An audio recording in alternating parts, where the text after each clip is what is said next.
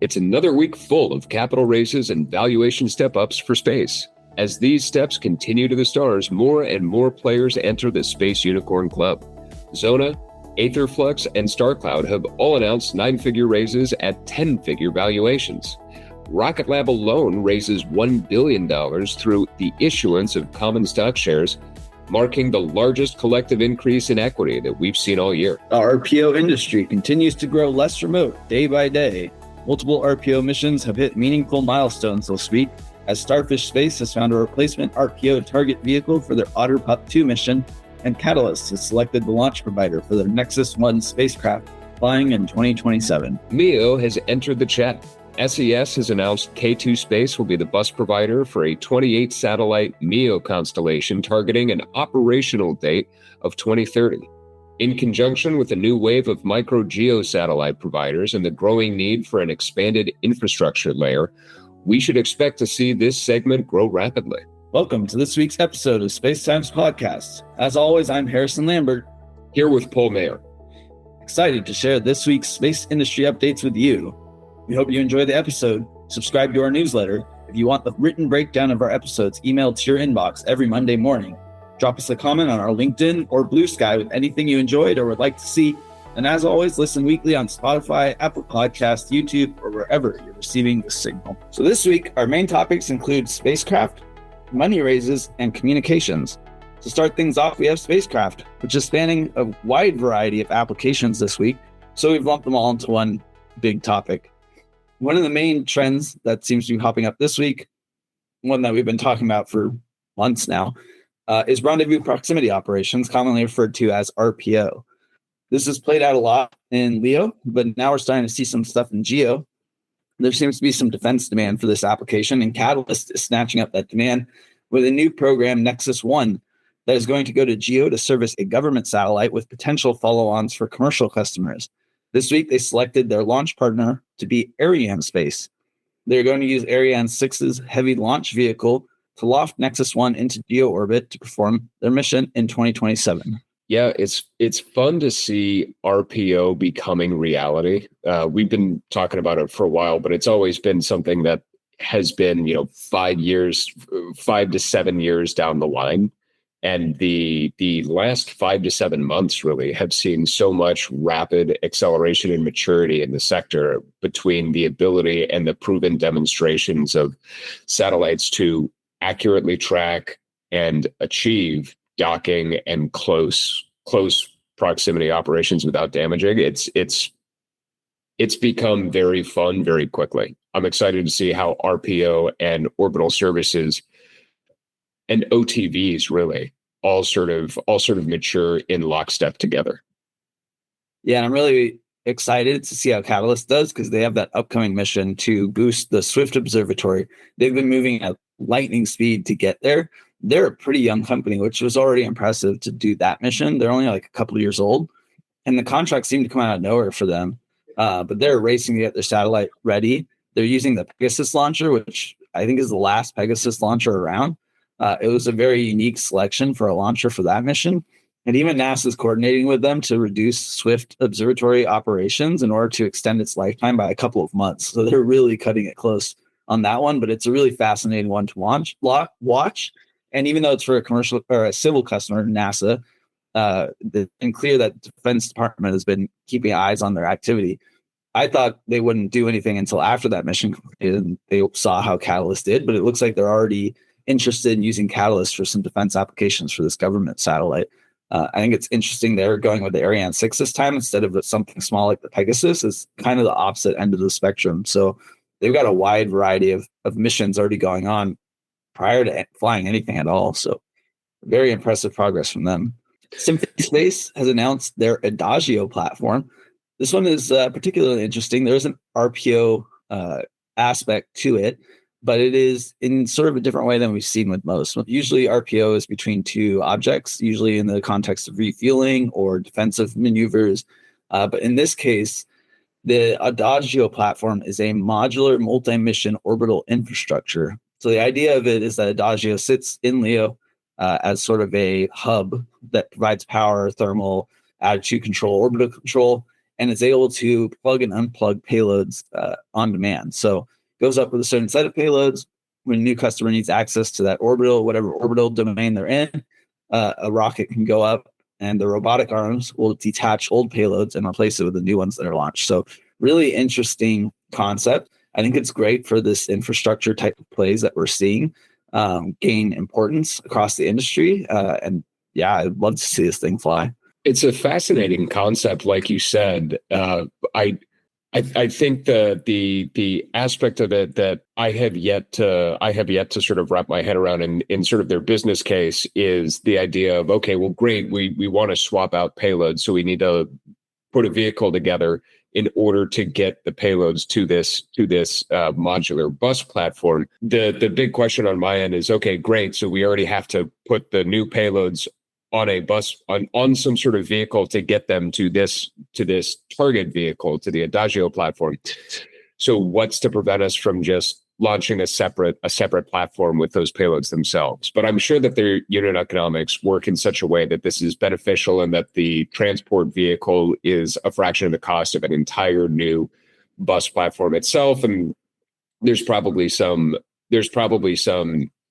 banking and some sort of skating to where the puck is, seeing the development and maturity of space logistics and reorbital vehicles. So there's very likely to be some arbitrage to be found in there, but it's still just a fun loop to try and close. But would love to see more and continue to see them grow. I think you're right that there are like situations where they would just launch a whole new platform, but I think over a long enough period of time, it might just be that they have a growing fleet and a fleet that they can kind of swap out. I mean, it reminds me a lot of what we talked about with Brian at Lux Eterna of like, they're going to be launching new satellites for quite some time, but over a long enough period of time, the reusable ones are going to make up a larger bulk of their missions. Starfish Space announced a new OtterPup 2 RPO target after their original partner pulled out late last year.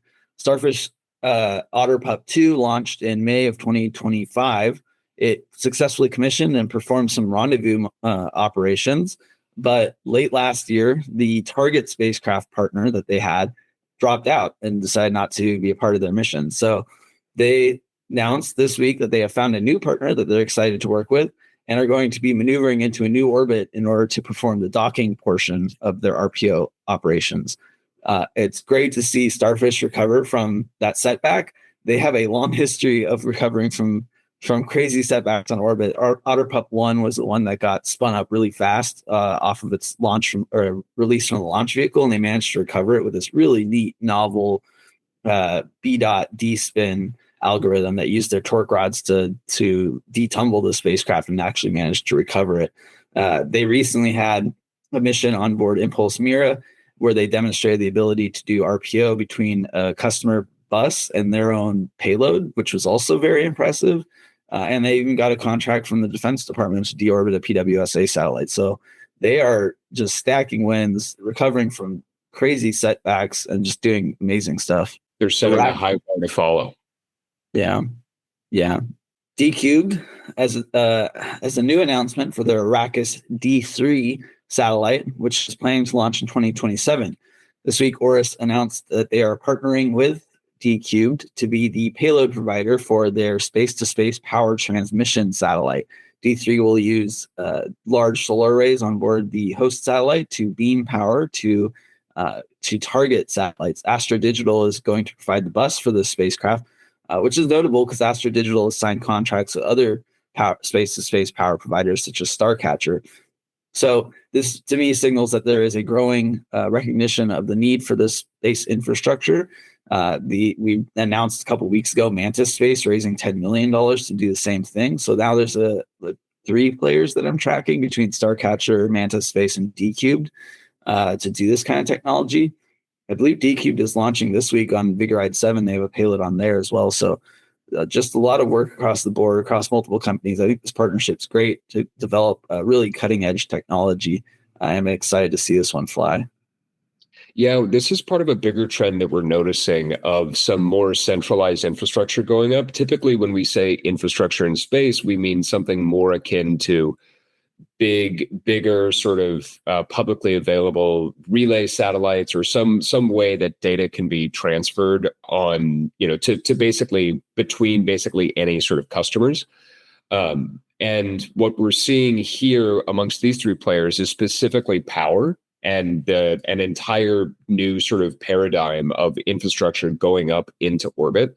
All of these three players fundamentally look to enable an entirely different architecture from a swap perspective, meaning that you'd be able to allocate way more of your budgets towards payload, way more of your budgets towards actual revenue earning capabilities, and less of your payload towards your power and your power plant that needs to go up with your satellite on orbit. I'm really excited to see how these companies that are playing in the power infrastructure layer are able to succeed, and what sort of innovations that ends up opening and unlocking, whether it's sort of a 10% sort of a 10% step improvement, or whether it's more of an entire, oh, hey, now that we don't need to necessarily worry so much about onboard power generation, we can actually put twice the payload capacity, whether it's sort of a more stepwise incremental improvement, or whether it's a truly new door to open. Yeah, it's an interesting emergence of an infrastructure play, because there's about 8 companies that are doing space solar power to Earth, and it seems that this application is becoming more seriously considered as orbital data centers arises as a parallel use case. The higher duty cycles, higher power consumption there, just the vast amounts of space infrastructure that needs to be deployed for it, I think is one of the main driving factors for this becoming a more popular application.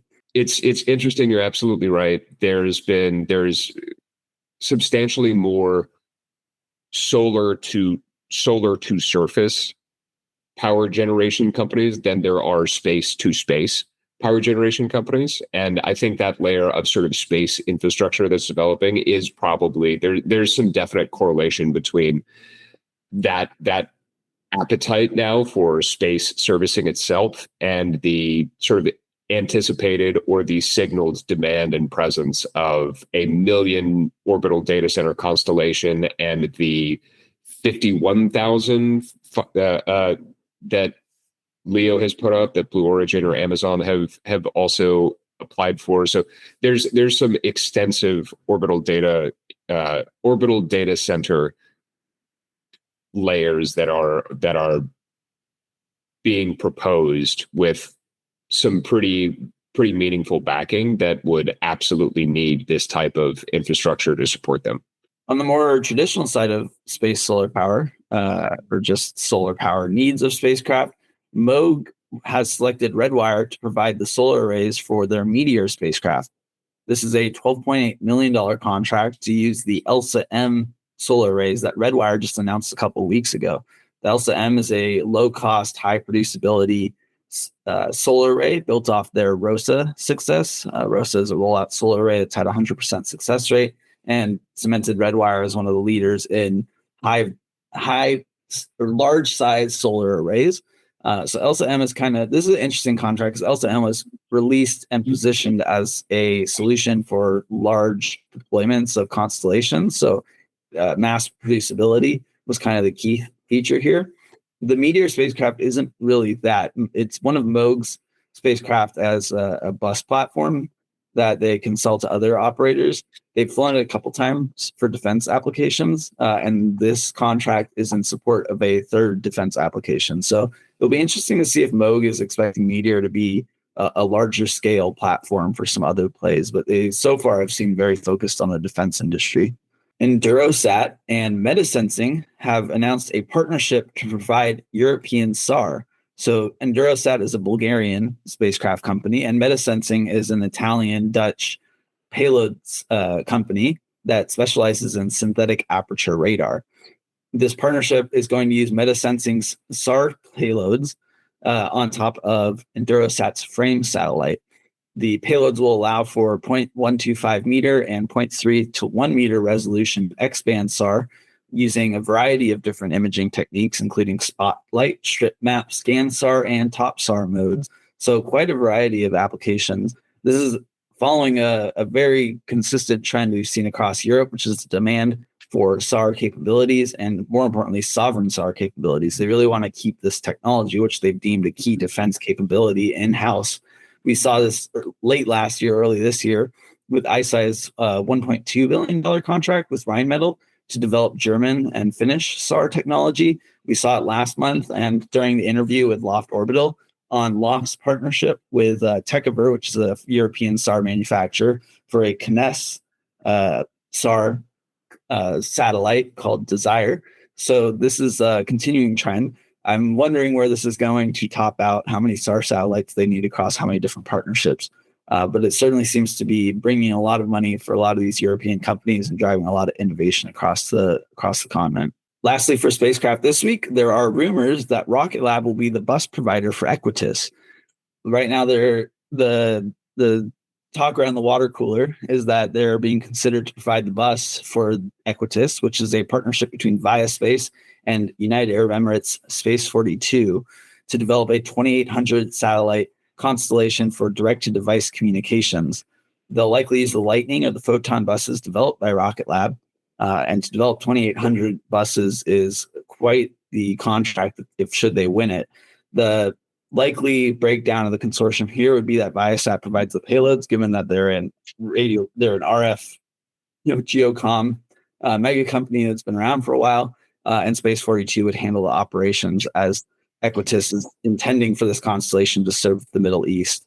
It's been an interesting partnership between Europe and the Middle East to develop particularly UAE space capabilities. So Equatys was interesting when it was announced a few weeks ago, and it would make a lot of sense to use Rocket Lab. They've got contracts with companies like Globalstar and Telesat, and I think they had the EchoStar one before that fell apart as well. So they have a lot of experience building out these constellations and just a breadth of experience building out satellite buses in general. I think it would also be a good partnership with their Electron and Neutron rockets to actually launch these things. So it could be a very valuable partnership for both sides, should this be true. Yeah, and just to sort of ballpark some numbers here while we're talking around the water cooler, so to speak, a typical market value for a LEO satellite, LEO constellation bus is somewhere between 2 and 5 million per.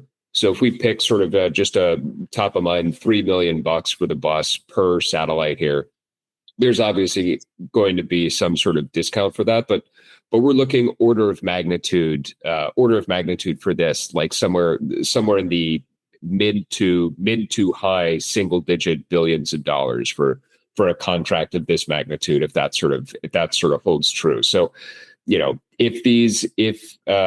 the buses themselves are going to be provided basically at cost or at a very small markup, then that number can probably come down a whole heck of a lot more. But this is the 2,800 D2D satellites. This is a massive constellation. This is a massive contract that's being offered out there. It has been a busy week for fundraising and valuations here in space. Starting off big, Rocket Lab is just raising $1 billion.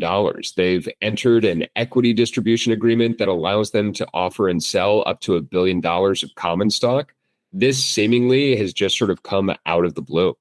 And it's just a massive capital influx opportunity for Rocket Lab.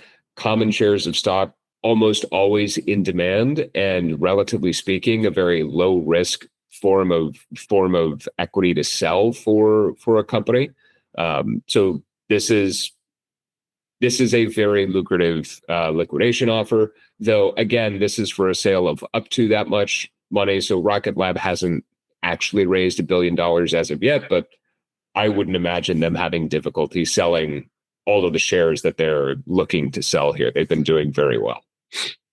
Yeah, apparently this was filed a few weeks ago at $750 million, and prior to the announcement this week, it raised to $1 billion. So they're trying to bring in a lot of money. To me, it reads like they need operational capital to scale out all these endeavors. Like that HASTE contract they got last week is to build 40 rockets.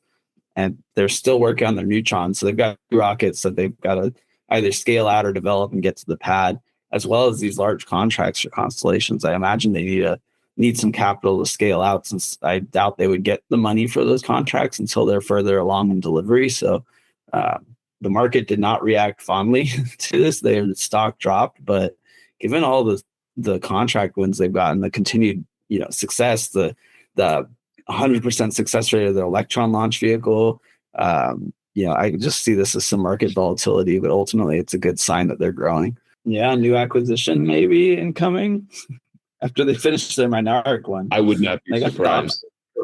Knock on wood. As soon as they finish the Mynaric one, we're calling it here. They're going out to buy another company. We are very happy to be able to announce that Starcloud has raised $170 million in their Series A at a $1.1 billion valuation. This round was led by Benchmark Capital.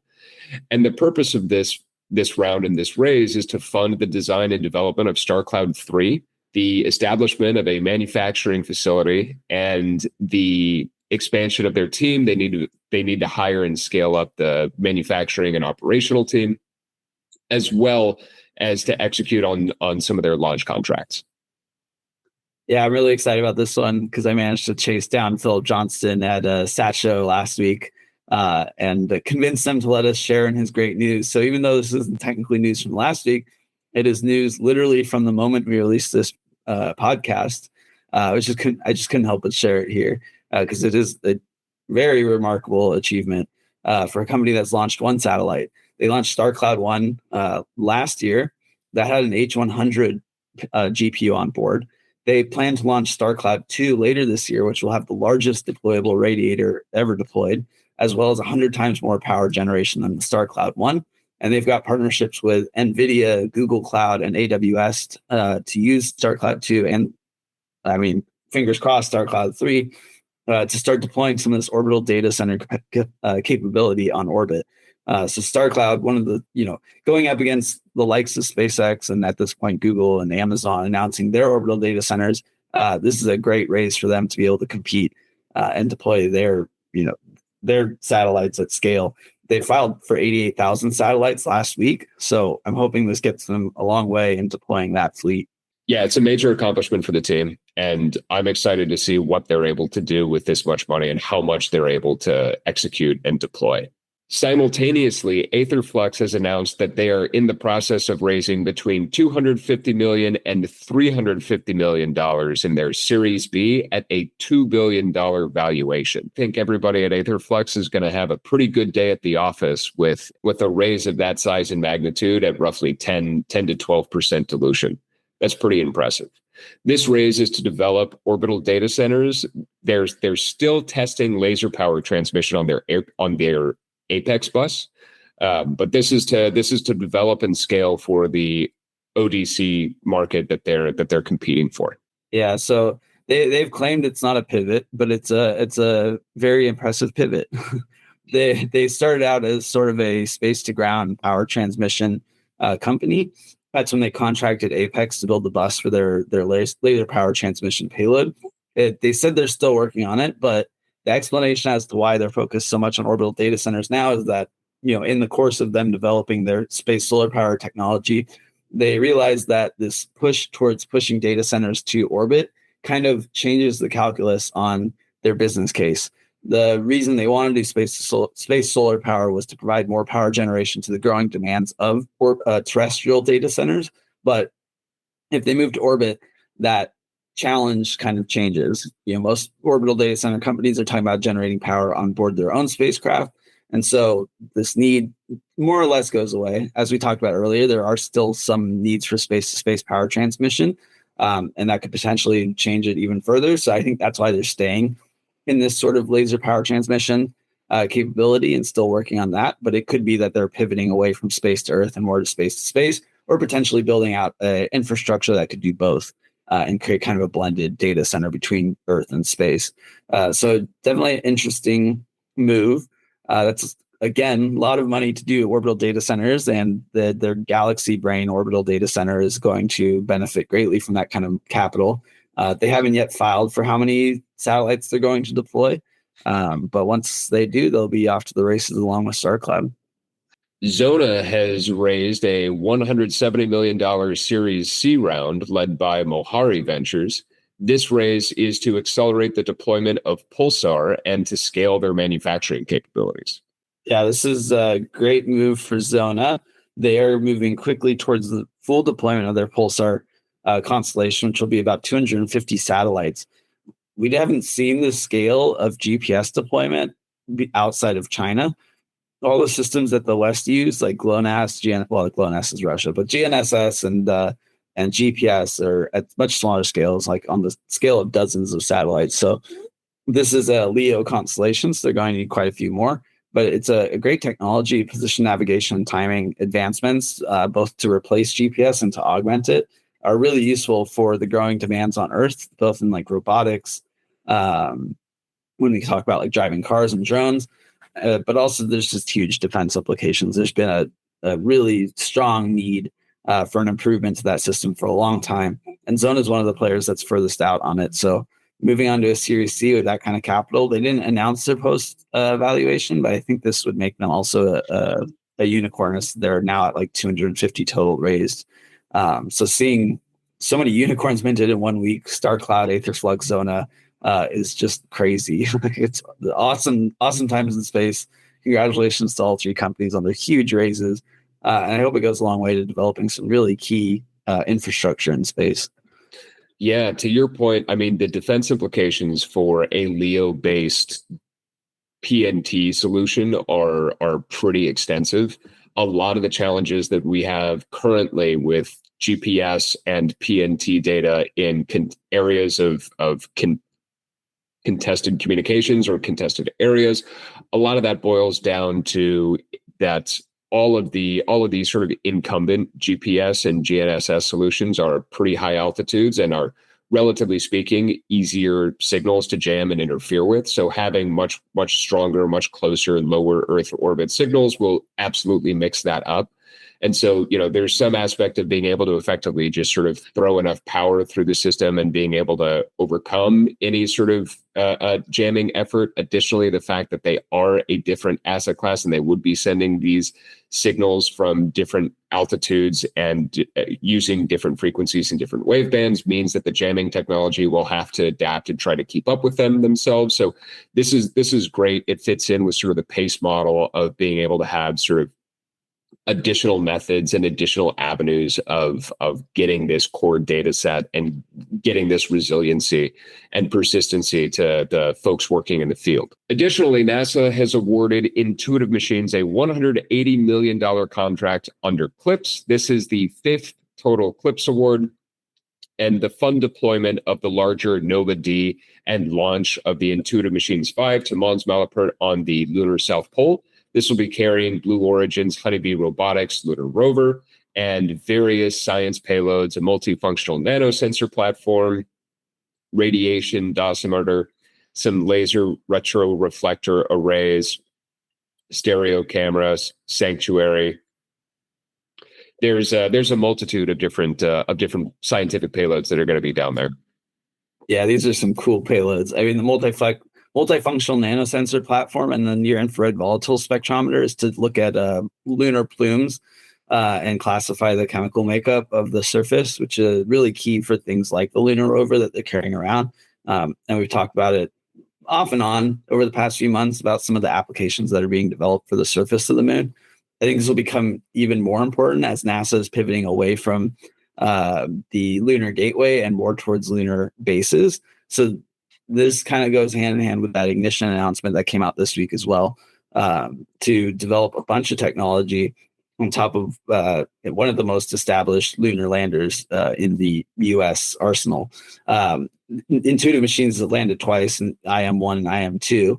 Both unfortunately tipped over, but they learned a lot from that. And so fingers crossed IM-3 goes a lot better.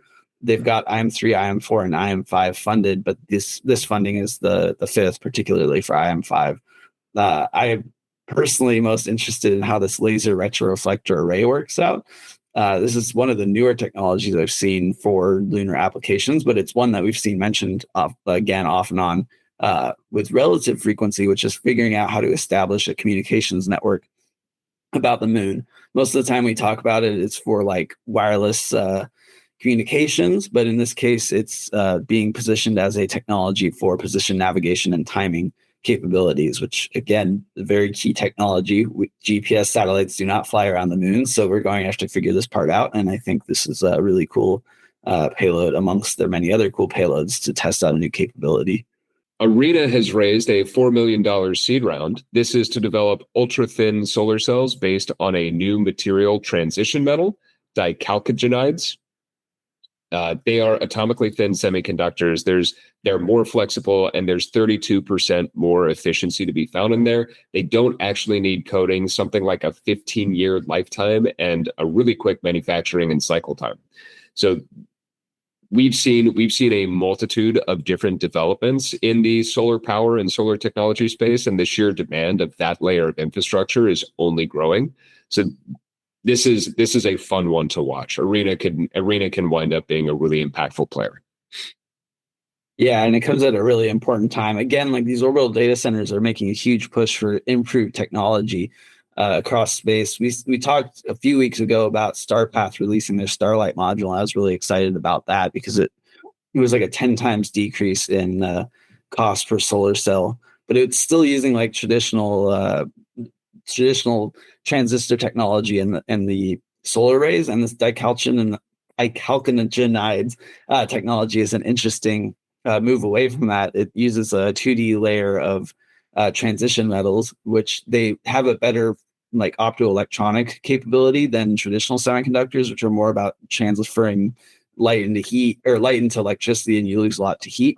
But I think a lot of the performance improvement they're talking about is that this just behaves better under optoelectrical effects, so they're able to see a large improvement in capability. It will be interesting to see if they can transition this over to a product. This is their seed rounds. They're fairly early, and the technology was developed out of Stanford between the two founders. So this money is going to go towards developing that into a usable product. And I hope to see it on orbit soon because we are in dire need of more solar cells, better solar cells. Hopefully, in this case, ones that don't rely on some of the supply chains that are very tight for traditional solar panels, and hopefully frees that up for more rapid development and deployment. Arcadia Space has received 14.5 million euros and the European Innovation Council stamp of approval to develop on-orbit hydrogen peroxide propulsion for space. Yeah. So Arcadia Space is working on green propulsion. This is a trend that we've seen fairly recently. There's been a few companies like within the past couple months that announced funding for green propulsion. I think it follows the trend of the increased need for chemprop in space. We keep saying, the traditional in-space propulsion, the preferred in-space propulsion for years has been Hall effect thrusters, electric thrusters. They have a very high ISP, which makes for efficient architectures. But I think as we have more need for in-space mobility, both on the defense side of things in terms of satellite defense, as well as OTVs kind of making a comeback and RPO being a big thing, the demand for chemprop is growing. And green propulsion seems to be universally praised across these companies as it's a lot easier to handle on the ground than hydrazine, a lot less dangerous. So it's great to see another player like Arcadia not enter the arena, but get funded to develop their technology further, as the demand for this is likely only going to grow. Yeah, I'd not heard of anybody developing or working with hydrogen peroxide as a green baseline for chemical propulsion. There's a few. We talked about one a couple weeks ago. I think Agile had it. I'm trying to remember. There's a European. They were peroxide based? Yeah, they had an option for peroxide. They also had a different one that was a little more proprietary. I've seen probably 5 companies that use hydrogen peroxide. Interesting. It's pretty common for rockets. Like usually it's hydrogen peroxide and kerosene, but I think it might be the same. But I think you can use that as a monoprop as well, which would make more sense for on-orbit propulsion. But you can do biprop on orbit as well. Not just good for cleaning your teeth. Beatrix Aerospace has raised $20 million in a pre-Series B round. This has been led by Cactus Partners to scale their production of in-space propulsion in India for the growing constellation demands. Yeah, this one's super cool. Do you know about Bellatrix? No, no, go ahead. So Bellatrix, so in the same vein as Arcadia, Bellatrix is working on green propulsion as well. I'm not sure what fuel they're using for theirs, but they also have a lineup of other propulsion units. So they're a pretty broad product line for in-space propulsion, but they have their Hall effect thruster, they have their chem prop thruster.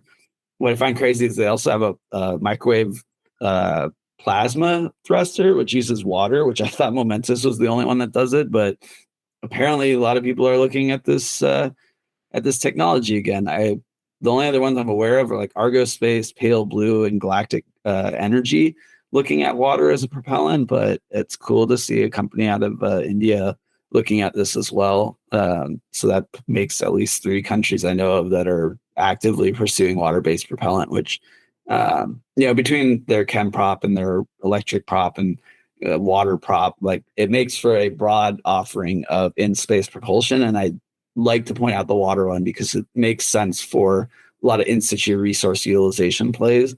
It Right. was it has its challenges, but I think the argument for it still makes some sense of like the more we move out into space, the more necessary it may become. And I find Bellatrix well positioned to take advantage of basically any trend that plays out with in-space mobility, given their lineup of products, and that's a pretty significant raise to help support their deployment of it. Yeah, it's a pre-series B round, which those typically are indicative of at least with the domestic sort of, I'll say, stages of companies.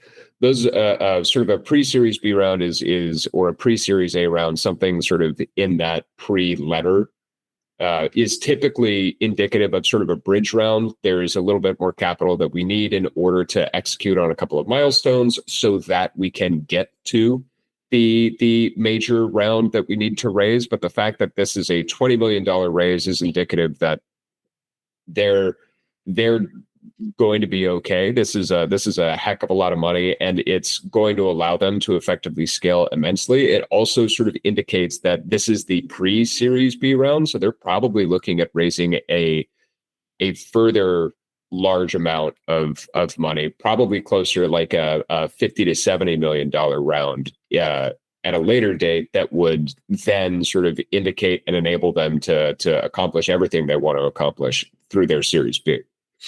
Yeah, I feel like a lot of it depends on how the Indian constellation demand kind of plays out. Because I was not too aware of any Indian constellations, but it's something I'm going to dig into now.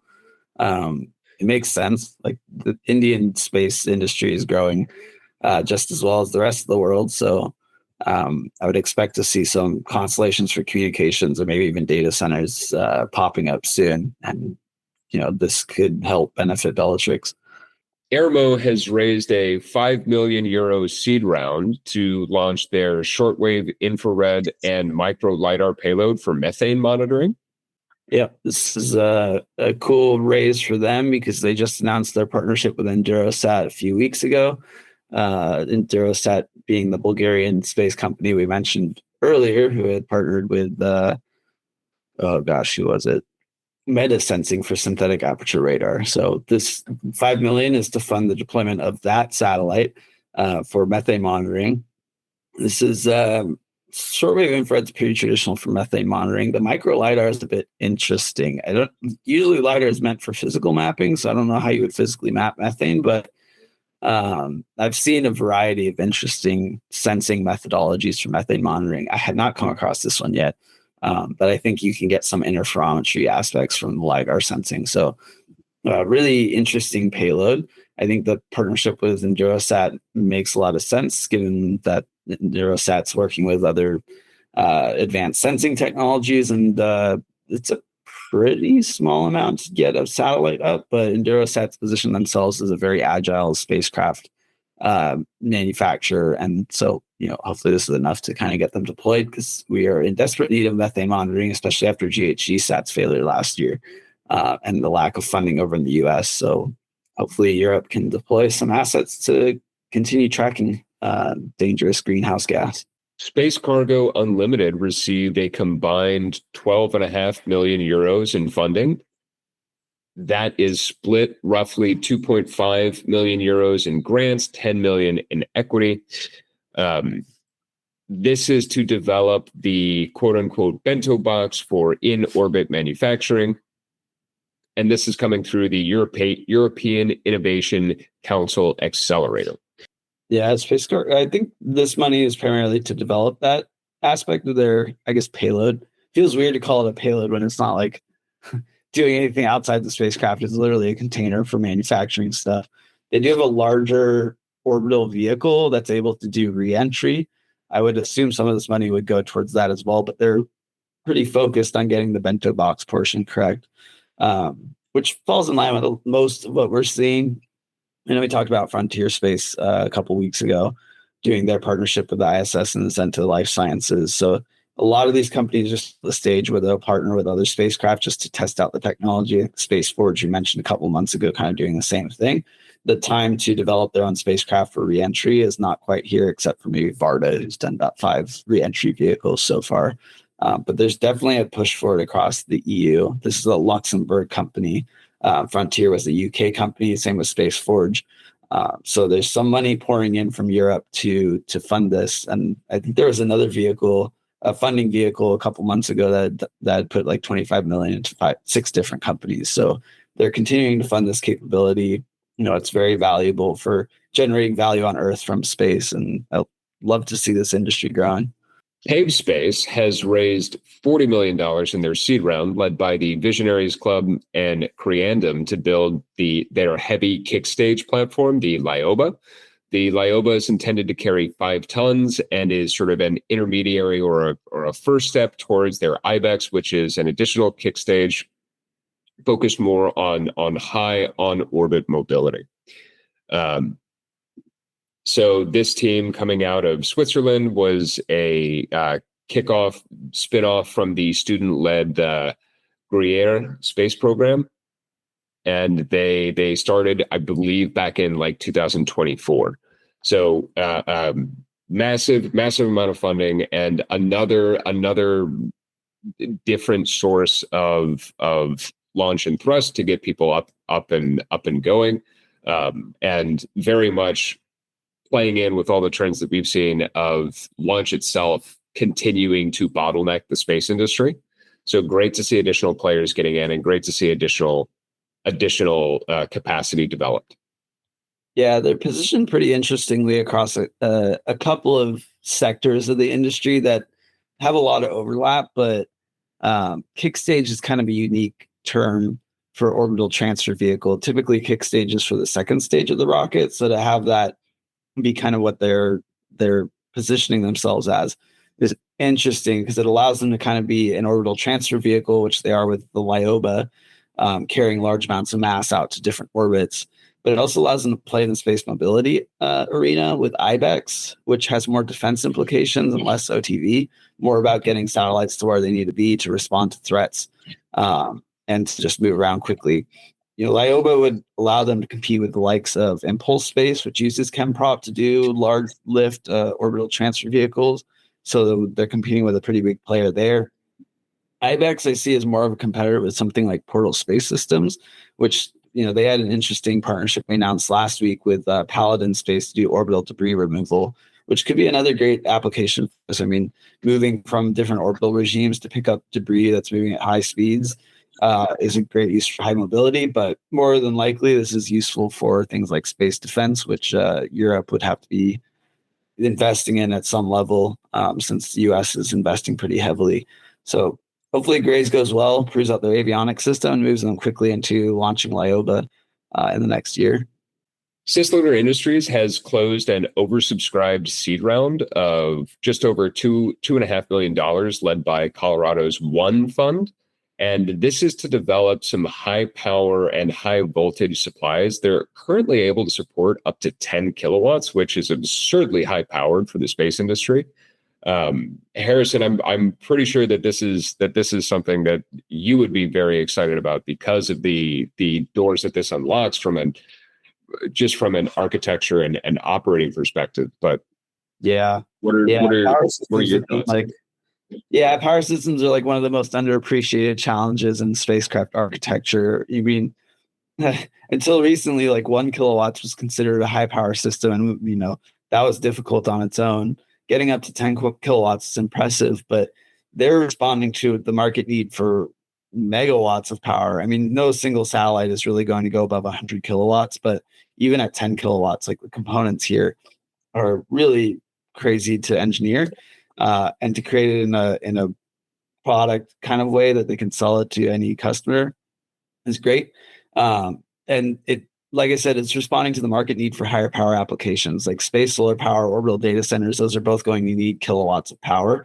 Even in the comms section, we were like last week talking about York Space having an 8 kilowatt spacecraft. Like that's really high power. So there's demand across multiple space sectors. And I think the most exciting thing, probably for them, at least for me, is just the pivot that NASA is having for the moon away from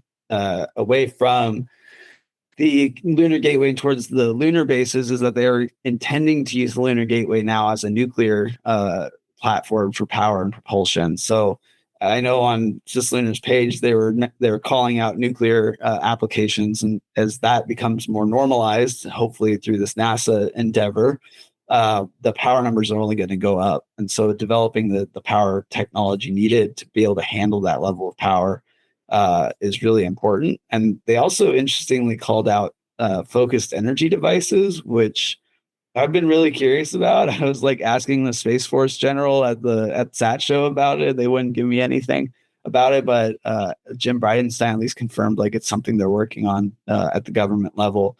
And so having that technology as well is key for like defense aspects, as it's a useful tool for defending our space assets. Airbase has exited stealth with a $5 million round from founders You Should Know, Squadra Ventures, and Andreessen Horowitz. They have a federal contract for the automation of spectrum coordination, pursuing defense contract and using AI to process fragmented data. Yes, this is another very underappreciated aspect of spacecraft architecture, which is spectrum management. We've talked about it a lot recently with the spectrum wars, as we're coining the term, where EchoStar sold, yeah, whereas EchoStar sold their spectrum rights to SpaceX for $17 billion. And we talked to Open Cosmos last week at SAT Show about their win for spectrum from Rivada Space, which was a big deal when it happened earlier a couple months ago.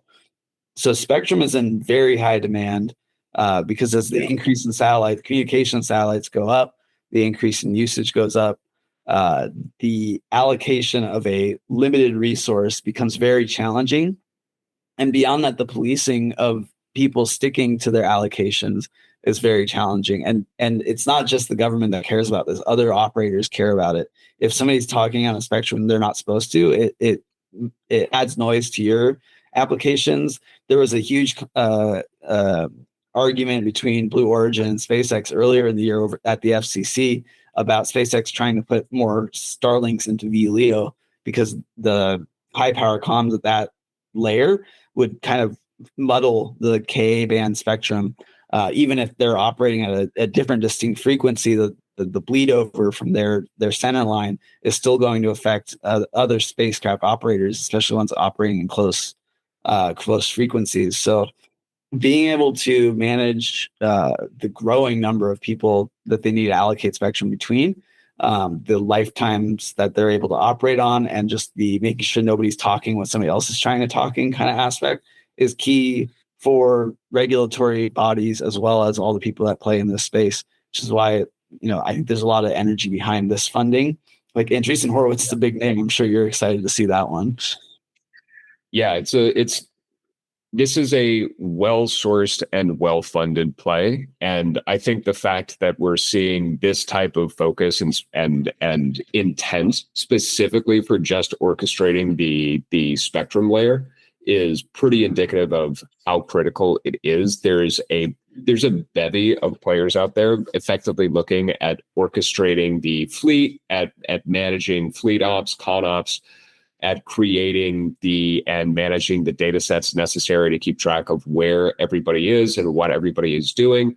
And the fact that there has needed to be a company to enter the space, looking explicitly at the effectively managing the spectrum rights and the spectrum operating layer of all of that is I think very interesting.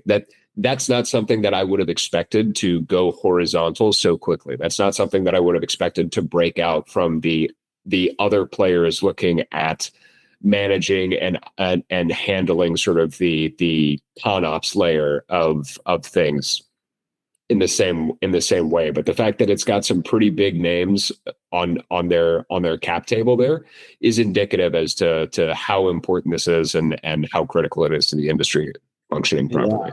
Yeah. I mean, in my opinion, I think it's the best application of AI I've seen in the space industry, because we've talked a lot about signal intelligence companies being bought out and valued highly, and that's mainly just for like the application layer, like using a payload. This is for management across every satellite, and they themselves said like this technology couldn't exist until recently. I think they're referring to the fact that AI has become much more capable, and this is a perfect problem set for it to solve, not just for the single intelligence layer, but just the management of it all, the processing of it all, the tracking down who's violating what, and finding optimized solutions for distributing the resource. Constellation Space has closed a $5.5 million seed round. This is to develop operating systems to manage satellite constellations. China's Astron has raised $29 million for reusable rocketry with their tower recovery technology. One of China's younger startups, they've secured new funding as they're building towards the first flight of their AS-1 rocket. This is to develop a reusable medium lift rocket with a grabber stand ahead of launch next year. Another player in the Chinese launch providing space, again, getting progress and still meeting all of their milestones. I think most importantly is that where China and Europe have both really lacked more recently and lagged behind American capability has been more on the reusability and recyclability of their rockets. So this is some really impressive progress out of China again. Yeah, China's been dumping money into the launch vehicle segment. I mean, I think we've reported on over $1 billion in funding just over the last few months alone.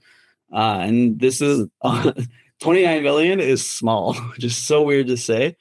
But I think given that they're younger and probably early in their development, the small number makes sense. But they are launching next year, so hopefully this is enough to get them there. It's a 15,000 kilogram launch capacity rocket, so kind of on the lower end of medium lift, which is pretty useful. But they're competing with other Chinese launch companies like Galactic Energy as a heavy lift vehicle that uses the same kind of launch tower technology. So to me, this is more China is not putting all its eggs in one basket and trying to fund any effort to develop reusable rockets as it's key to them deploying at massive scales that they are. On to communications, we have Swiss to 12, which is a micro geocom satellite company signing a contract to build their first optical relay spacecraft for Space Compass. This is going to use their HummingSat platform to relay data from GEO to LEO satellites. This is a very interesting play here, as it's not the most common I've seen amongst optical communications payloads. Optical communications has been gaining ground rapidly, mostly propelled by the PWSA, which is mandated that every satellite use it, which has been propelling a lot of this technology forward. But we saw a couple acquisitions last year, both Bridgecom by Voyager Technologies, as well as Skyloom. Oh, let me get that backwards. It was Bridgecom by Voyager and Skyloom by IonQ. We've been talking a lot about the Mynaric acquisition coming through Rocket Lab. So these are the few companies that kind of came early are being bought up, and a lot of new ones are coming out to kind of fill the gaps and meet the demands of this new technology. So we've talked about companies like Illyria and TSAT as well. It's not clear who they're using for this payload, but it will be an interesting demonstration. As we've seen Earth to LEO, we've seen Earth to GEO, we've seen Earth to lunar interplanetary. Most of what we see is LEO to LEO, but this is one of the first to do LEO to GEO, which not I feel like it's less of a challenge than doing something like Leo to Earth, but it's still a unique application that I'm sure is going to have to be figured out. But if they get it right, it solves a lot of problems. Well, it really unlocks a lot of opportunities because Yeah. having these kind of coordination layers at higher levels is becoming increasingly popular. We've seen it with Starlink and PWSA, where especially like missile tracking satellites and some communication architectures have a lower proliferated layer of satellites with some higher satellites that do a lot of the coordination. So connecting these layers between each other with some high throughput communications technology is definitely going to unlock that capability even better and uh, further the dynamicism of these communication constellations. Yeah, it's very much in line with sort of the trend towards getting cell towers on high orbits that we've sort of alluded to, getting these higher level at MEO or even at geo layer satellites that are effectively communicating and orchestrating through all of the proliferated assets that are effectively sort of below them in their respective sort of fiefdoms or zones of control. And so this very much falls in line with that same sort of pattern. The goal here from Swiss to 12 is to develop and establish sort of real time Earth observation capability. And so having sort of that orchestration layer at the geo level is definitely a step that would allow for more coordinated and targeted communication to help cut down on those cycle times and on that lag time as much as possible. Yeah, and I think it follows the trend that we called out late last year, which is that Geo is going to kind of step in to fill in the backhaul gaps in Leo. Because even as we've seen with like Starlink deploying to UK, there's still large gaps in coverage. And these geo satellites that have a lot easier time at filling them in. They're less capital intensive, even though they cost tens of millions of dollars to kind of fill in small gaps. So I think this is a neat application of this technology to avoid the bottlenecks of going ground to space a couple times over just to get between Leo and Geo.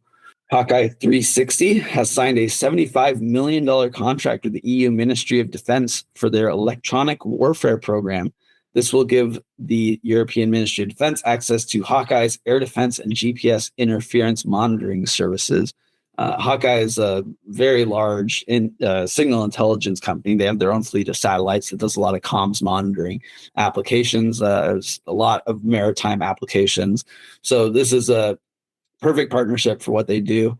I'm honestly surprised they haven't done it before. But GPS interference has been a growing pain point for defense applications, particularly in the Ukraine. I know a lot of GPS jammers get stood up there and cause problems for monitoring, cause problems for satellites. In this case, air defense is also another one. It's hard for ships, planes, boats, trucks, any vehicle, really anybody that needs navigation operating in GPS denied area could use this to either monitor risks to GPS ability or to be able to target GPS jammers and take them out to regain GPS capability in a region. I think this is an interesting. I don't know if it quite solves the problem the same way like Sona's PNT solution would, or some of the GPS alternatives like Vantor's spatial navigation system would, but it's a key tool in the belt of defense customers to overcome a growing and very challenging problem.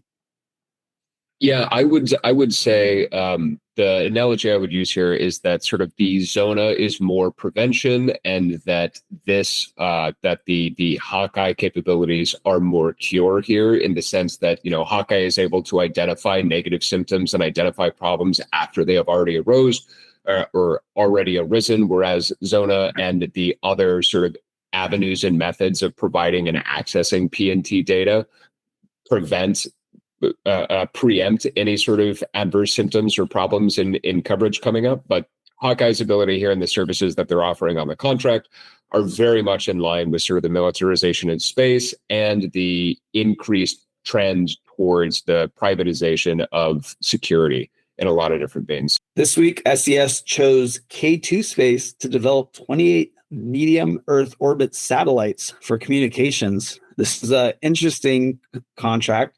K2 Space is a company that does mega satellites. So one of the only, it's kind of hard to say they're the only because geo satellites are very large, but K2 satellites are meant to be a bit more modular. They are allowed to operate in LEO, and they've had some contracts for GEO. So it's a very flexible, kind of modular, large spacecraft. This is likely using their Gravitas platform, which they're actually launching this week on board of Transporter 16. And that's their first product satellite. So it's about 10 kilowatts, whereas the next product's supposed to scale to 100 kilowatts. So they're very experienced in high power buses. And this high power makes them well positioned to do these kind of communications applications, which is likely why SES chose them. SES operates communication satellites across GEO, across MEO, and LEO. They have the SES. Last week, we talked about a partnership they did in the EU to do a multi-orbit communications architecture using their SES-17 satellite, as well as 60 M-power satellites sitting in MEO orbit. So these 28 MEO satellites are actually not for M-power. They're for a new constellation they're calling Meosphere. It'll be interesting to see what the differences between those two are. I mean, just off the top, it looks like these are just higher power. Like I said, K2 builds some of the biggest satellites out there. So whichever bus provider they use for M power is likely just not as high power of this. And K2 gives them a really unique opportunity to generate really high throughput, high power signals that could augment their constellation even further.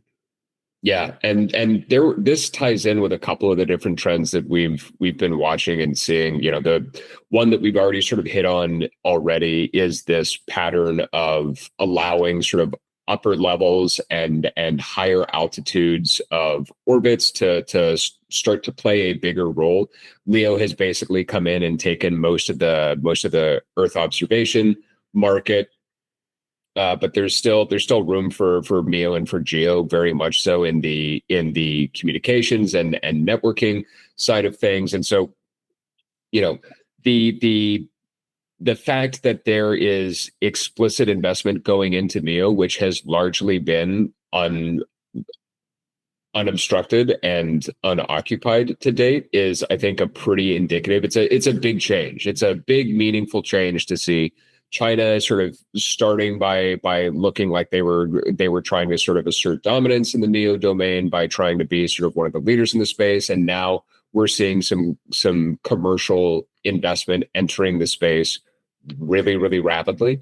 I think it is pretty indicative that that MEO is becoming more of a contested and more of a prioritized orbit layer for both MEO specific purposes and also for support and relay purposes as well, effectively sort of supporting the ultimate LEO and GEO telecommunication systems as well. I would probably be surprised if China had been able to really sort of get enough of a head start on MEO to be able to really dominate it or extract any sort of rent from what initially I think we said was more of sort of a speculative bet that, hey, at some point MEO is going to be in demand, and when it becomes in demand, we want to be the ones who control that demand. So I don't think China has enough of a head start to put themselves in that position just yet. But you know, if somebody does prioritize MEO to the level that they can, that type of outcome is still very much a possibility here. So really excited to see more satellites going up into MEO, especially because they're such high powered, even more high powered than some of the other satellites that SES already has up there in that M-Sphere constellation. But great to see this, and great to see more players entering the space. Yeah, it does make me rethink my prediction last week about that York Space contracts. Communication companies like SES, I guess they're probably one of the biggest consumers for high power satellites, and York Space having that 8 kilowatt bus, is on that same kind of level as K2 Space's 10 kilowatt bus. So I would revise my prediction to be somebody like Intelsat, another like American communications company, potentially using a high power bus for that constellation. But it's cool to see that the demand for high power buses is meeting the now emerging supply. Open Cosmos had an exciting announcement that we got to cover last week at SAT Show, which is that they are using they're adding Internet of Things capability to their Connected Cosmos constellation. So Connected Cosmos is an expansion upon their open constellation. As of a few weeks ago, they mentioned that they're tying the two constellations together. Open constellation is a dozen or so satellites of heterogeneous capability, so imaging and RF payloads that have been launched over the past 5 to 10 years. Connected Cosmos is their new interconnected layer of optical terminal linked communication layer to tie all these satellites together. So they launched their first two Connected Cosmos back in January, with 8 more planned to go up within the year.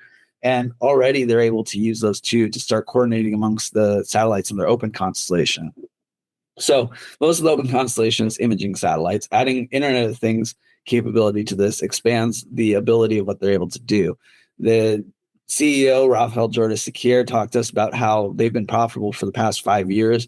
Last year, they made $170 million in revenue, and they're able to use that money to fund the development of this capability. So they're self-funding the deployment of a new constellation to expand their capability. I think the Internet of Things application is particularly interesting because it's had sort of a rough start over the past few years.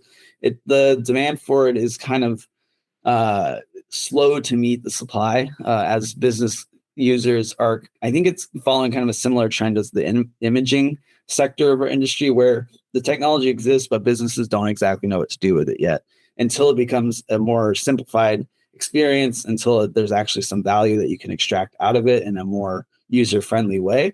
The demand's not quite there. But in the case of Open Cosmos, they have these business partners that they've been working with for a long time.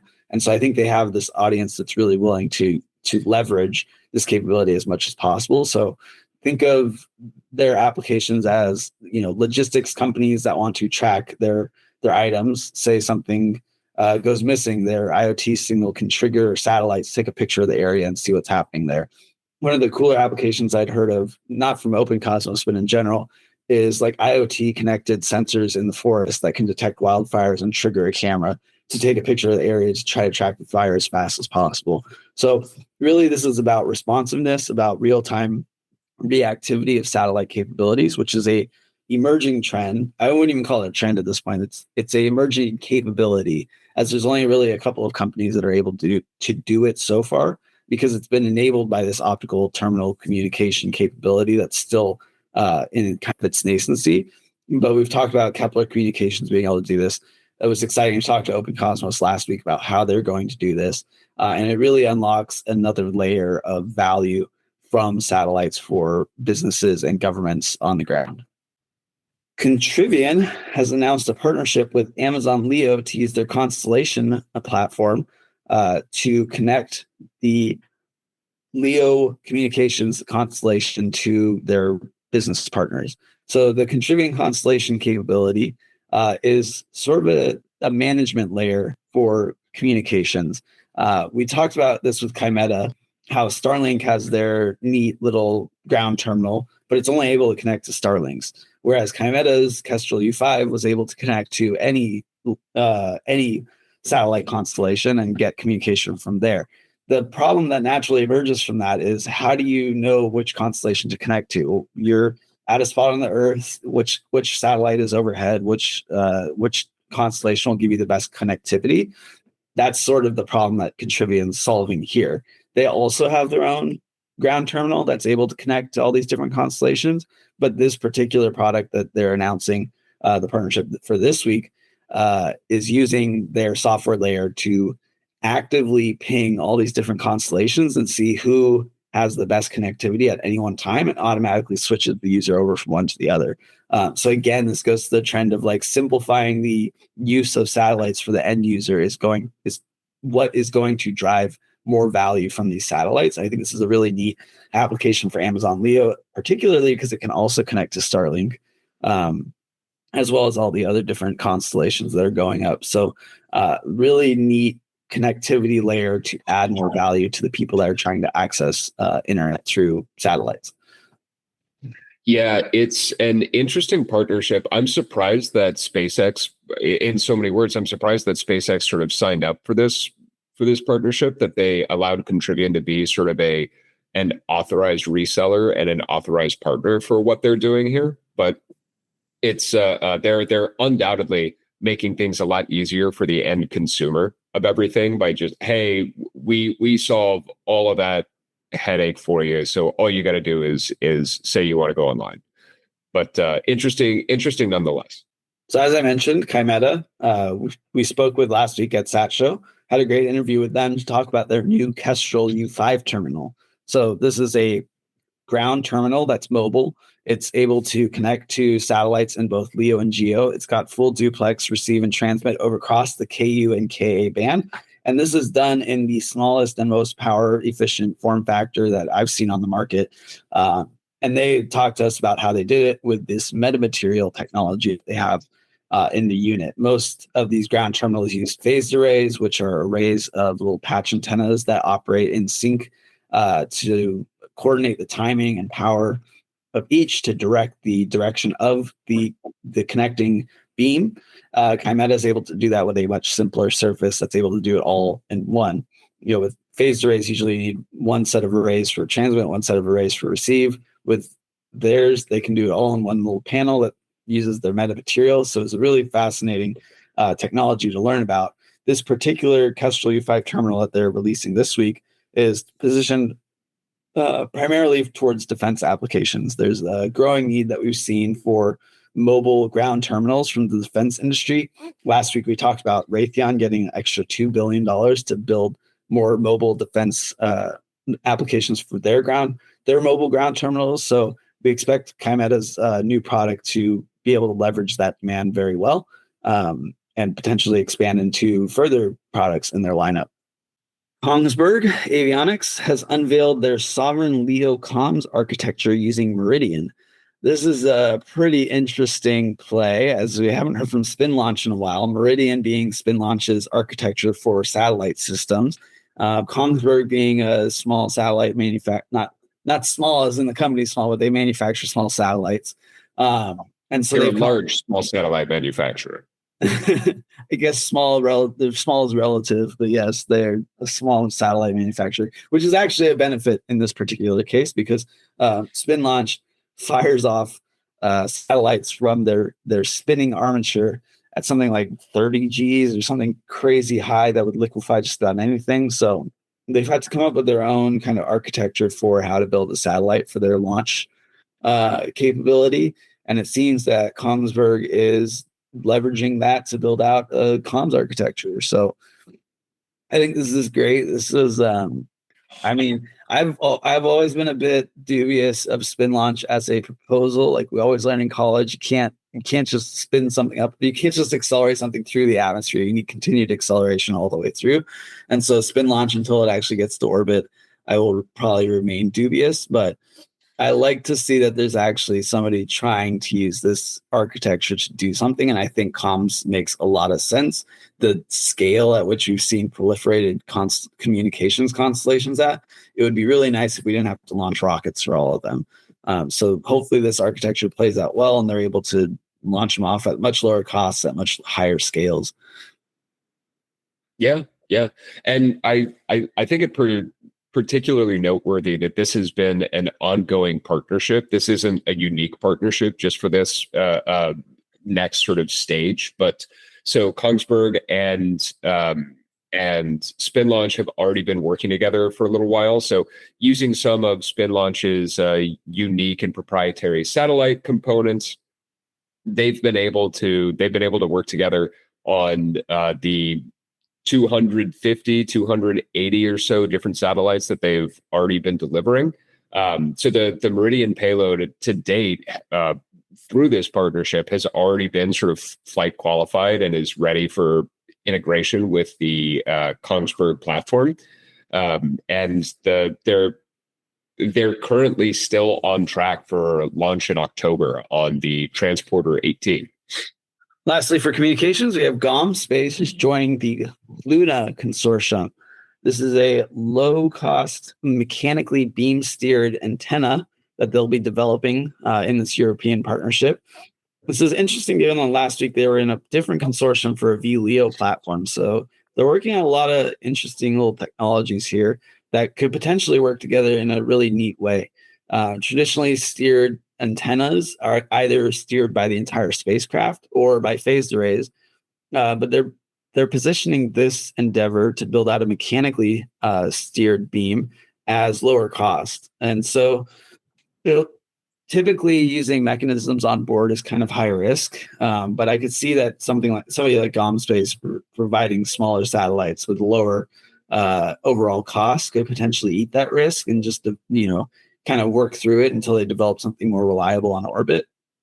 And I think it makes quite a bit of sense in the context of that VLEO partnership, in that steering a satellite in VLEO is different than steering a satellite in LEO.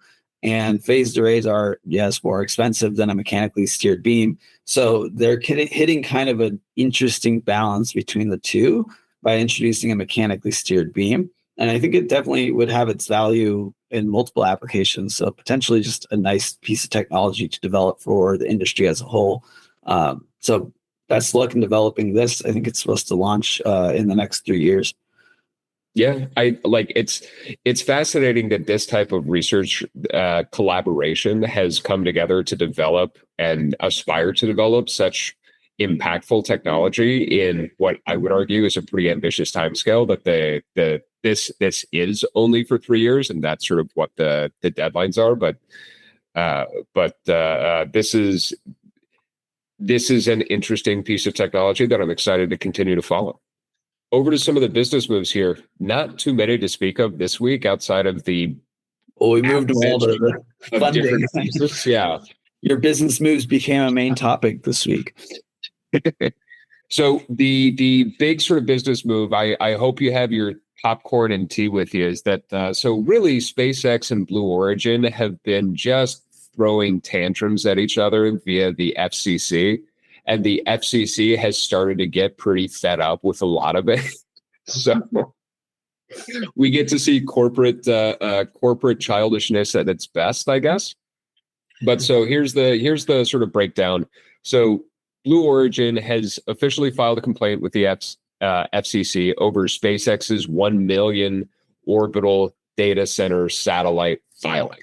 So SpaceX filed with the FCC to reserve and approve 1 million different data centers. Keep in mind, to date, SpaceX has 10,000 satellites on orbit. SpaceX, the company that puts up the most hardware in the history of humanity, is all the way up through years and years and years of really dedicated hard work, all the way up to 10,000 satellites. So they're proposing that they're just going to put up 100 times that. So Blue Origin challenged that ruling and challenged that filing, issued a formal complaint because some of the requirements, some of the details for that filing had not been fully fleshed out. And so Blue Origin was effectively saying, look, this is just a placeholder. The actual number isn't going to be 1 million. This is just a placeholder. You shouldn't be respecting this. This shouldn't be accepted. The day after that was filed, SpaceX turned around and filed a complaint with the FCC over Amazon Leo's requested extension to their launch window, claiming that the FCC can't play favorites. So for our audience, keep in mind, Amazon Leo currently has a spectrum license that is dependent on their ability to launch 2,600 satellites. By June, they need to hit half of that. They need to hit half of that. I think it's by the end of June or by the end of July. I forget which. But this summer, they need to get to 1,300 satellites on orbit, or basically request some form of extension from the FCC. They are currently at roughly 300 satellites up, and so they've been making progress. They're up to 300 from, I think, 100 earlier this year. So they've been making meaningful progress on getting their own hardware and assets up on orbit. But this is absolutely something that they will not be able to execute on the way things have been going. They will absolutely not be able to get to the 1,300 necessary satellites on orbit to maintain the spectrum license. So it will basically boil down to a judgment call by the FCC as to whether or not they want to rescind or extend whether they want to rescind the Spectrum license or extend the timeline for Amazon to do so, because they're clearly executing on it, even though they're taking a little bit longer than was wanted.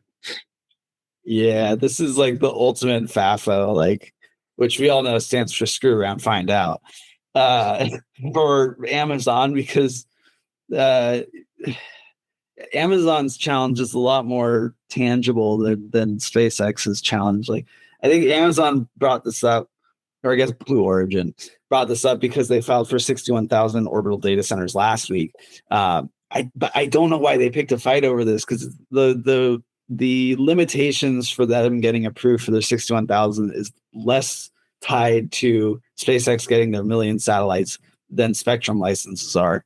Like, Spectrum license, if you don't get it, it gets handed over to somebody else. But just because they don't give like a million orbital slots to somebody doesn't mean it opens it up for somebody else. So I feel like they really should have picked their battles here. Like, this fight is not a fun one to pick, because I feel like SpaceX has much better standing to object to the FCC extending Blue Origin's timeline. Even the FCC was, pushing back against Blue Origin on pushing out that timeline, because they've been begging to extend it for a whole 2 years. They want to extend it 2 years out. It's not even like, give us a couple months extra. They're being like really aggressive and pushing that out. And the FCC hasn't really wanted to play ball. And now having SpaceX breathing down their neck, I'm sure they don't appreciate it. I don't know if it actually helps anything, but it's a lot more dangerous to Blue Origin's and efforts than making SpaceX send up less than 1 million data centers. If like you said, if they can't get their 1,000 satellites up by June, they lose some of their spectrum rights, and that could kill all this in the cradle. Like, they need LEO to go up for their orbital data centers, so this is much more of a kneecap than trying to decrease the 1 million orbital data centers that SpaceX filed for. So just, a lot of fun to watch the drama play out between two of these large space companies, with the FCC just, playing mediator and just telling both of them to kind of screw off. Yeah, this is definitely what the FCC signed up for when they came into work. We definitely want to play mediator between SpaceX and Blue Origin or Amazon LEO. This is why we got into the business. But yeah, I think fundamentally, like, you're absolutely right that it's like, this is just a silly fight to pick. Like, there are satellite bids that go to the FCC all the time that are clearly aspirational and that are clearly not actually going to be ever sort of executed on and delivered to. And so, like, yeah, sure, like a million of these orbital data centers, the SpaceX will be over the moon if they hit 1,000 of these orbital data centers in the next 2 years, right? Like, they'll just be over the moon, figuratively and maybe literally, if they're able to execute on that, because that is just such a massive undertaking. So, like, the idea that 1 million slots are going to be completely reserved and no, there's no way anyone will hold it. That's not at all going to be enforceable in any capacity. But the spectrum licenses, to your point, like, that is as much of a gate-kept monopoly as can possibly be. Whomever the FCC blesses with these spectrum rights is a made company. Like,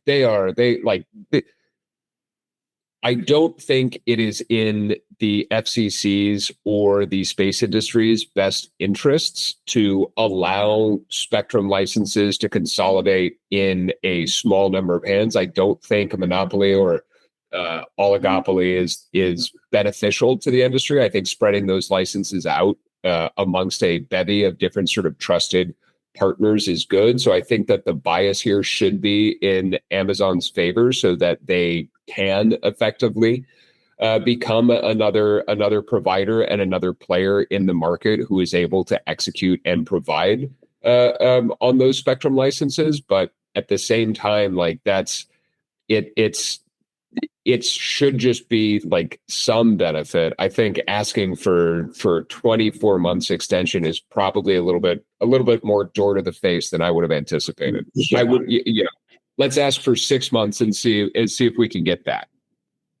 Well, and this whole thing's so frustrating because Jeff Bezos was like one of the most vocal people against the lawsuits and the lobbying of like the traditional aerospace industry, like the Lockheeds and the Northrops, at getting what they want. And now Blue Origin's become one of the most, active at using it. Like SpaceX didn't start this fight, but they could very well end it.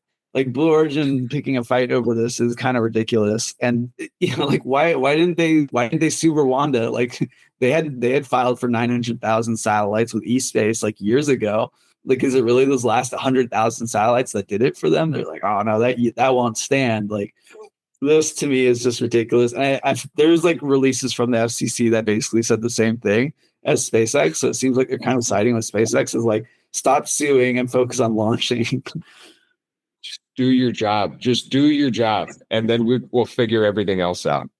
On the tech advanced side of things, we had some big news this week, which was NASA's huge pivot on their lunar ambitions. So they titled this event Ignition. It happened about halfway through the SAT show. I know everybody was talking about it all day. This is a very large pivot coming off the back of a lot of the shifts they had the Artemis mission during the last month of delays for Artemis 2. They further detailed their shift to the Artemis plans in terms of when they would fly pilots. I think it was, or fly astronauts. I think it's pushed out to like Artemis 5 at this point. They are getting rid, or they're moving up the plan for lunar rovers. One of the biggest shifts they announced was the move away from the Lunar Gateway project, which is to put a basically ISS around the moon and instead focus on lunar bases, which makes a lot of sense for lunar infrastructure. And I think that's what they're focused on. This is unfortunate for companies like Intuitive Machines that went and bought Lanteris for their Lunar Gateway contracts. But given that Intuitive Machines is getting a lot of money for other parts of the lunar infrastructure, I think this will all pan out well for them. I think one of the interesting tech pieces of this is that the Lunar Gateway is now going to be used for nuclear power, both for propulsion and power beaming. And this is a pretty huge announcement on the tech side of things, because nuclear has not been an acceptable form of power in space since the 80s. They're very rarely used, only by NASA for deep space probes and some lunar and Martian rovers. But moving this into a more commercially acceptable form of power is fascinating. It would be one of the biggest shifts in how we can design space architecture ever. And so it's a really awesome signal to see from NASA that they're more open to using nuclear as power. I think it unlocks a lot of really interesting propulsion plays. It really changes the calculus across the board on satellite architecture. I would argue it is critical to interplanetary habitation, and I think that's why they're taking this seriously in their new plan for the moon. There are a lot of other interesting announcements, like rid of the rectilinear lunar orbit to make it easier for some of the launch providers to get there, and just their more open partnership with commercial players to develop out this technology. But I would recommend everybody to listen to the full announcement from NASA titled Ignition to learn all about the new plans. Yeah, I think that the shift to nuclear is sort of inevitable, especially given the power needs for what we're going to need for some of the more ambitious projects that we've been discussing. But I do think that there's still going to be some pretty hard caps as to, how do I put it? Like, nothing that will need to potentially deorbit, or nothing that could potentially be deorbited accidentally or unwittingly. I still think we're not going to see anything that could potentially come crashing back to Earth, literally or figuratively, have any sort of nuclear power on it, just because of the fundamental liabilities and hazards involved with that. But the shift towards more sort of lunar missions, lunar bases, lunar infrastructure relying on nuclear power makes perfect sense. Lastly, for today, we have Canadian startup SB Quantum planning to send a quantum diamond magnetometer into low Earth orbit aboard a Spire satellite. I found this technology particularly interesting because we've talked recently about quantum gyroscopes and some other quantum applications. Usually we talk about like quantum key distribution for for cybersecurity or quantum compute in companies like IonQ. But these quantum sensors are becoming an interesting new kind of avenue for quantum technology. The quantum gyroscope was flown on XB-37 and more recently planned to fly on a NASA program, which is great because it opens up for more public commercial use. But this quantum diamond magnetometer is pretty new to me. And the purpose of it is to map the Earth's magnetic field. They're claiming that the accuracy of it is so great that we can have a much better world magnetic model, which is typically maintained by NASA and used across satellites to not so much navigate, but to allow them to understand the magnetic field they're flying through, both for safety purposes, but also for things like torque rod detumbling. So it's one of the key features for GNC systems on spacecraft. Most spacecraft fly a magnetometer for that exact purpose, but the magnetometers are fairly inaccurate. The dips and curves in the magnetic field are pretty erratic and they move around over time. So this world magnetic model has to be updated pretty frequently. And even then, the noise and drift and all these inaccuracies in magnetometers doesn't allow for very high accuracy operations in the magnetic field. But this quantum magnetometer proposes that we could potentially do more accurate navigation using the magnetic field, which would be really fascinating. It could get rid of some of the more costly components on satellites and allow for lower cost craft, but it also potentially unlocks position navigation timing applications. So back to the GPS need of alternatives to GPS, particularly in GPS denied environments. This could become a very interesting tool for providing a new way for navigation to be done on Earth as well. As we mentioned previously, we had the privilege and pleasure of attending SAT Show DC 2026 last week, and were able to meet many of our friends and audience there. We want to extend a special thanks to the teams at Access Intelligence and Viasat for organizing and hosting such a great event and including us in it. Additionally, we're excited to be releasing some further reporting, interviews, and articles from our time at the conference over the coming weeks. To those of our audience who we missed in DC, we look forward to meeting you at the next conference. That's a wrap for this week's recap of the space industry. We hope you enjoyed the episode. As always, please drop us a comment, check out our socials, and follow us on Spotify, Apple Podcasts, YouTube, Substack, or wherever you're receiving this signal. Until next time, this is Paul Mayer and Harrison Lambert signing off for now.